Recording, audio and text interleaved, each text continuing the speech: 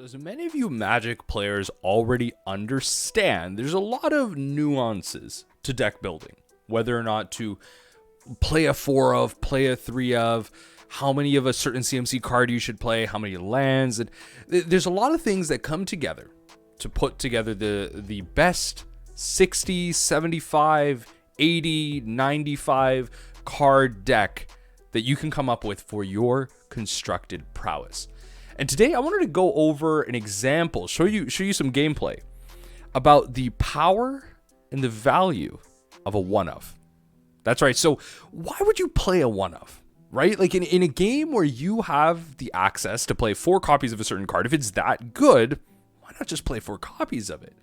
Let's go over that for a second here. I'm Shaf, aka That Mill Guy. We're going to talk about MTGO.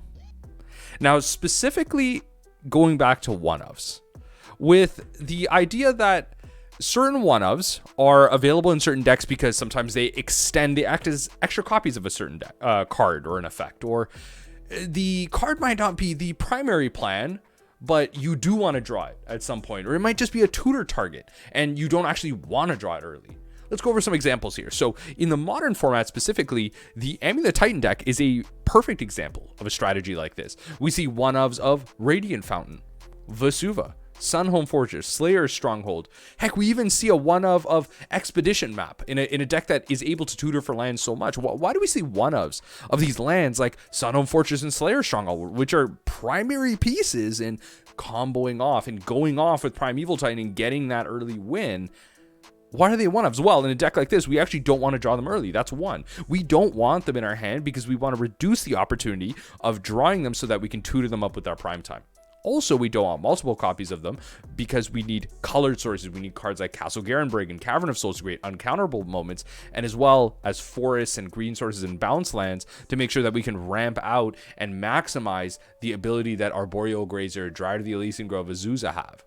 So we can start to see that, right? Like, we don't want to draw them, but they're actually very key pieces. So that's the difference there. So let's go into a legacy example. Let's go into a combo deck like the Epic Storm. So this specifically, one of the primary win conditions is going to be Tendrils of Agony, right? So we have other ways to win through this deck as well, with cards like Burning Wish to find cards in our sideboard. But in the main deck, we have that one-of copy of Tendrils of Agony. If it's going to be the main win condition, why don't we play 4 copies of it? Well, again, in a Storm deck, in a deck that wants to sequence multiple spells together, draw through multiple cards, find different options, whatever it might be, we don't actually want to draw Tendrils early because that doesn't actually help increase our Storm count. We want to draw it late. We want to tutor for it late. We want to find it late so that it becomes that last card that we cast in our Storm chain.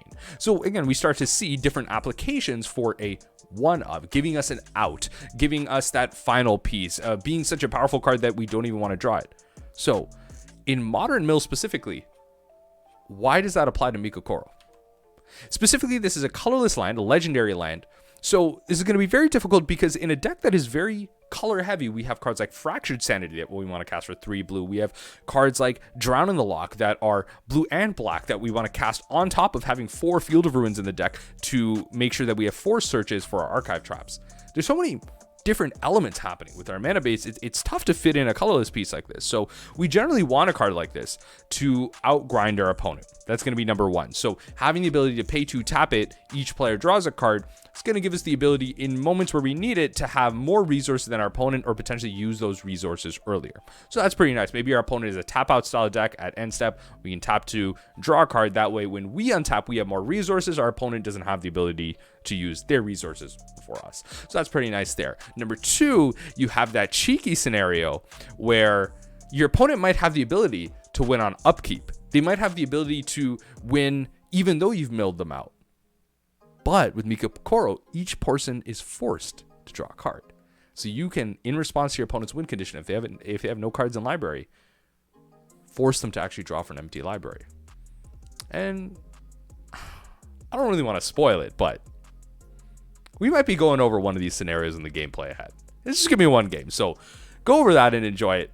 And I hope this little section about one-ofs has enlightened you or informed you, or at least gotten you to think about maybe including some one-ofs in your deck, and to always play to your outs, because those one-ofs can be some of the most powerful top decks you'll ever play with. Enjoy the game.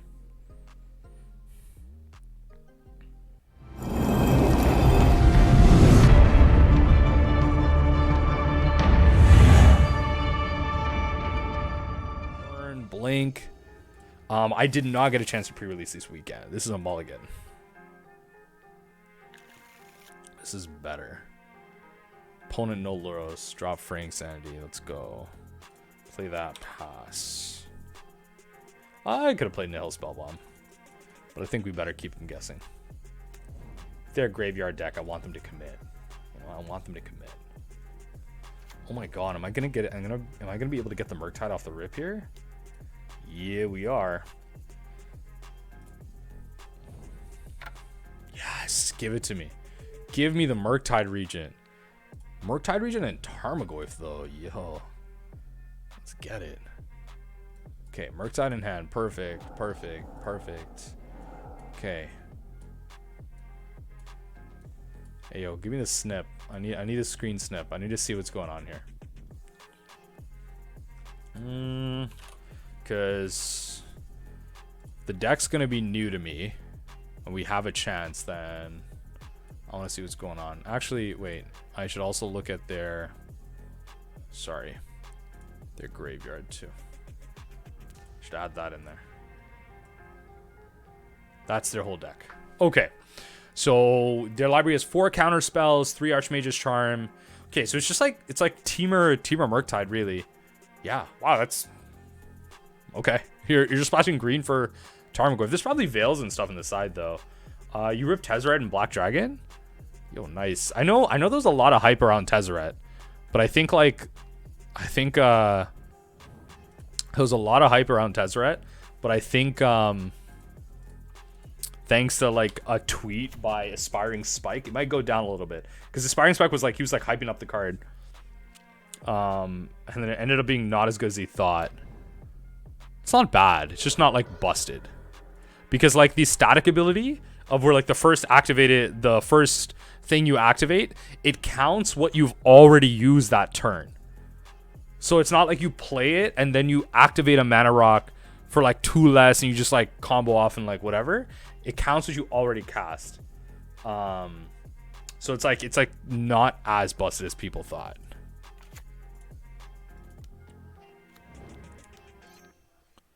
So let's do that. Yes. Perfect. So that's just a 1/1 again. That line is insane though. Which line? Just went 7-1 in draft with Tezzeret list. I mean, sure. Oh my god, it's probably great in limited. There's so many artifacts and enchantments and like random things you can use with it. No, it's probably like amazing. It's probably like actually amazing. I think I just Tasha's here. Wow, they only have 1 mana. I think I just Tasha's here. I think I'm literally just supposed to throw that out.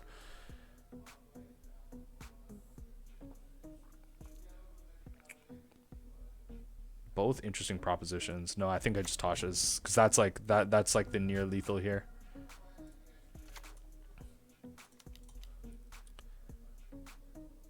Yeah, 20 cards. Yeah, I mean, we got rid of 3 of the Goyfs.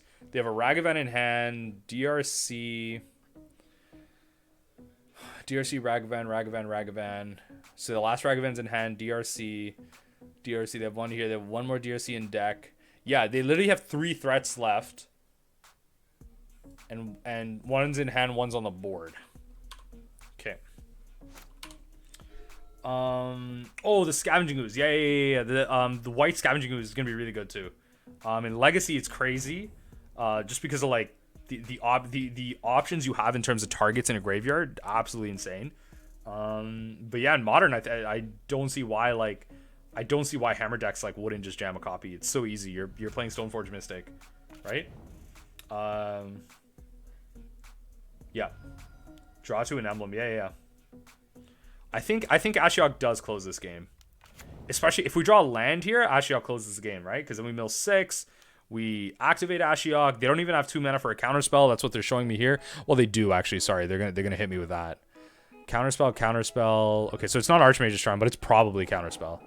Oh, that's funny. They took my counterspell. Okay, that's fine. I don't want to draw that.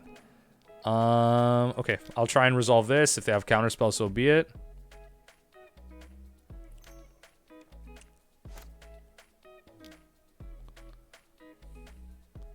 Sure.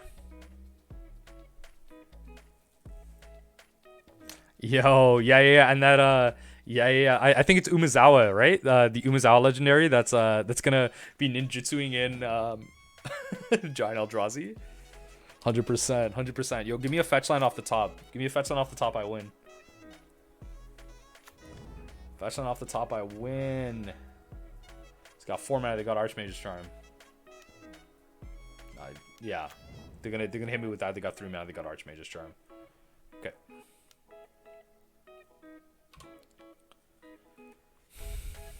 Maybe I misplayed this. Maybe I was actually supposed to play Double Crab just as a blocker. They're gonna cast Ashiok?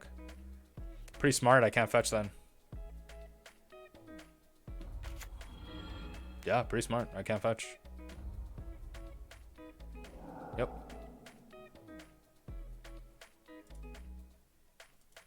Oh, we were gonna draw Dark Six Shores. That's actually pretty sick. Oh my god, yeah, we're gonna be able to kill the Ragavan. It's actually pretty sick. Okay, so we're gonna be able to block here.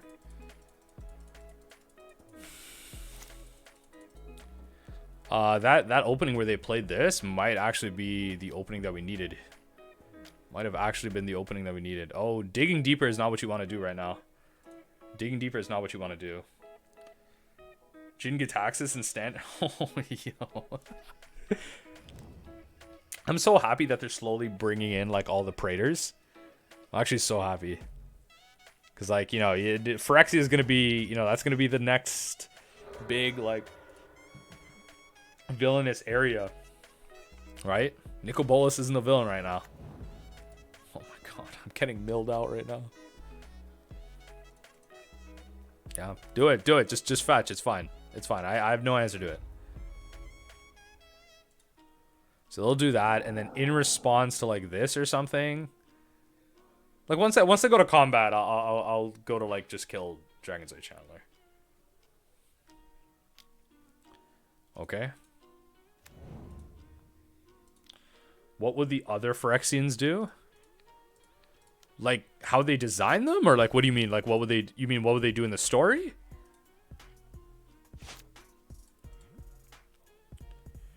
Hold on. Give me 1 second here. Guess what, folks? Shieldred's dead? Oh, no way. I didn't know that. What? How did Shieldred die? This is like part of the old story, I guess. So, everyone witness the greatness right now, because we are just about to win with that niche case that everyone thinks about when they put Mikikoro in their deck. We are about to force our opponent to draw a card. Oh, lordy lord. Let's get it.